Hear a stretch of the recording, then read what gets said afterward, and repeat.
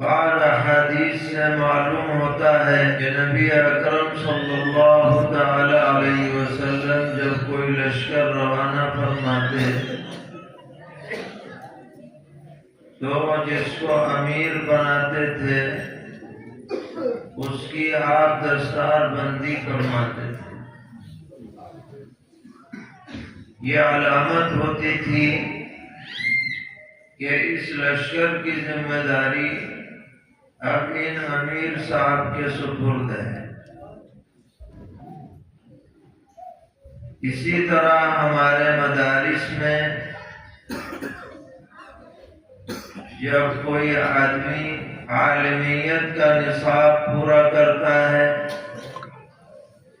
تو اس کے سر پر دستار فضیلت باندھی جاتی ہے، اور جب کوئی حفظ کی تکمیل کرتا ہے تو اس کے سر پر بھی دستار باندھ کر اس کی عزت افزائی کی جاتی ہے۔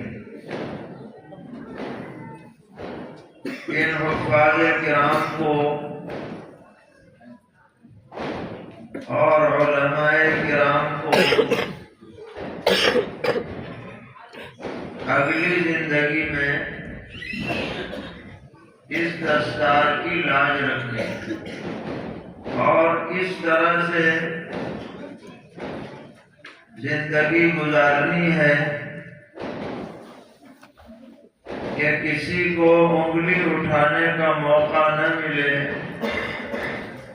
کہ لو میاں یہ فلاں آدمی ہیں، ان کو حفظ کی دستار بندھی تھی اور آج ان کا کردار یہ، بلکہ اس دستار کی لاج